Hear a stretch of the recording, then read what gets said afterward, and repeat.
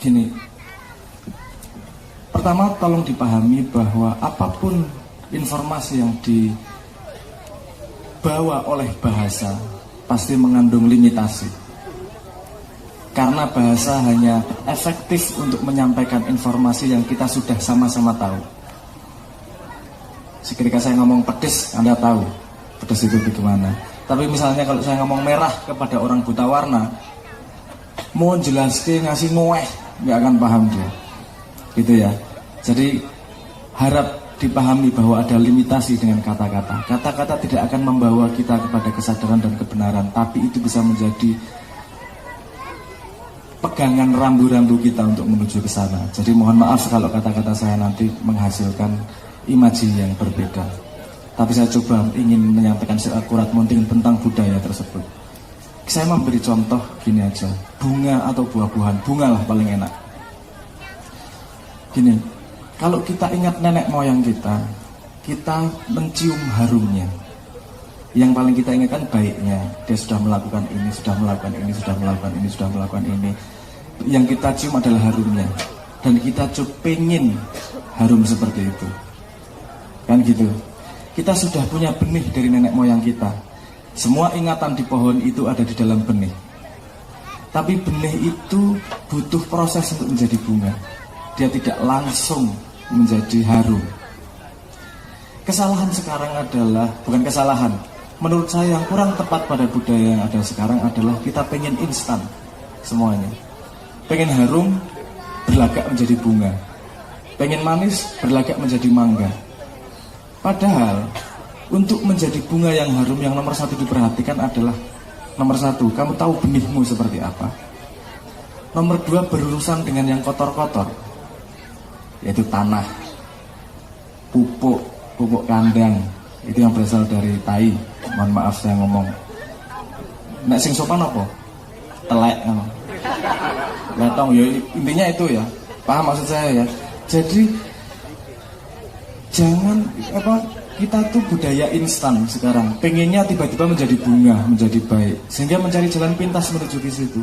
Sebenarnya kalau kita sudah tahu benih kita, yang kita lakukan adalah kita menyirami setiap hari, nyirami, mupui, berurusan dengan tanah, mencabuti rumput di sekitarnya. Nanti jika pada waktunya, harumnya akan muncul sendiri. Jadi harum itu efek samping dari menumbuhkan diri dan menemukan diri, bukan dari pengen tiba-tiba menjadi bunga. Bahkan kalau benihmu adalah mangga, kamu manis hanya ketika mangganya sudah matang. Nggak hanya berbuah, berbuah pun belum tentu manis loh. Betul? Berbuah masih kecut kadang-kadang. Jadi gini, ketika kita sudah merasa melakukan sesuatu, kita wis gayanya gagah seperti nenek moyang, itu yang menurut saya harus hati-hati. Kalau sudah bunganya harum, nanti akan datang sendiri yang namanya lebah. Kalau sudah manis, akan datang sendiri yang namanya codot. Apa tetangga wengi-wengi ngambilnya. Tapi kalau masih kecut, masih belum matang, jangan terus menyodor-nyodorkan, nanti akan kecewa. Dia akan matang dengan sendirinya. Dan matangnya itu cepat loh, hanya tinggal semalam, 2 malam wes mau kecut langsung jadi manis. Tapi jangan lupa, ketika dari benih tumbuh pohon menjadi besar itu butuh proses yang panjang. Jadi yang perlu diperhatikan adalah budaya instan itu harus sangat hati-hati. Semua tidak ada yang terjadi dengan instan. Teknologi mau secanggih apapun, hamil tetap 9 bulan lebih. Orang iso tok pupuk jadi 2 minggu lahir, ora iso. Secanggih apa teknologi. Ada hal-hal di dunia yang memang tidak bisa melanggar hukum Tuhan. Ada hukum Tuhan yang kita alami tapi tidak tertulis. Mungkin ditulis oleh fisika, matematika, dan seterusnya. Ada hukum yang tertulis yang dibikin oleh manusia. Kita tidak bisa lepas dari hukum alam, walaupun kita bisa membuat hukum manusia. Jangan lupa bahwa kita nomor satu selalu berdiri di atas hukum Tuhan. Hukum Tuhan itu yang kita alami sehari-hari dan kita percaya tanpa menyadari. Contohnya, Anda percaya gravitasi enggak? Anda nggak perlu ngomong, mesti percaya. Kalau Anda nggak percaya, Anda nggak berani kencing pasti. Iya kalau turun ke bawah, kalau tiba-tiba ke atas ke muka saya gitu. Anda pernah nggak pernah punya pikiran seperti itu toh? Mesti yakin plung ngono mesti kalau pagi-pagi yakin. Kenapa? Karena udah percaya 100% sama yang namanya hukum Tuhan, gravitasi salah satu contohnya. Nah, untuk kedepannya kita menjawab pertanyaan itu, apa yang perlu diperhatikan? Kita harus tahu wilahnya betul. Pertama, kita semua adalah benih yang bersih dari Tuhan sebenarnya. Yang membuat kita kotor adalah bukan kita kotor, yang membuat kita tidak bisa matang adalah karena kita terburu-buru untuk matang. Kesusu pengen matang, kesusu pengen gendang wangi, sehingga mencari cara-cara cepat untuk wangi. Padahal setiap orang punya waktunya sendiri untuk wangi. Nabi Yusuf umurnya sangat pendek tapi sangat wangi. Nabi Adam butuh waktu panjang, ratusan bahkan sampai ribu umurnya untuk menjadi wangi. Jadi kita semua tidak pada standar yang sama, semua harus menemukan benihnya sendiri. Dan jangan lupa, harum itu efek samping dari apa yang kita lakukan sehari-hari. Kalau sehari-hari kita mupui, kita bekerja dengan baik, bekerja nggak harus selalu sengampuh-ampuh, indah-indah, sederhana, senyum sama orang.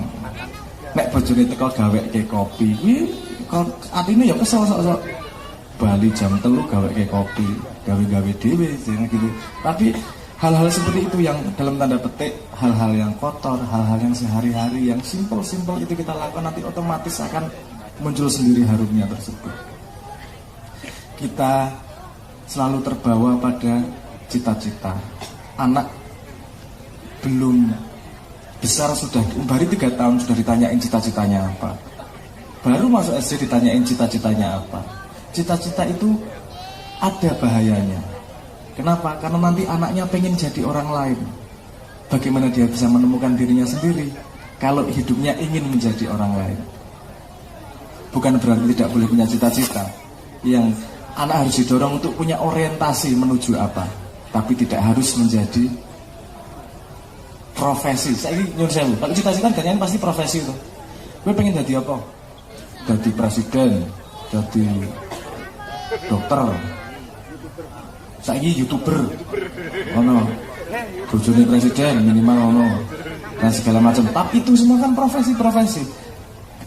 Harusnya kita mengajarkan kepada anak adalah orientasinya. Kamu menjadi orang yang bermanfaat.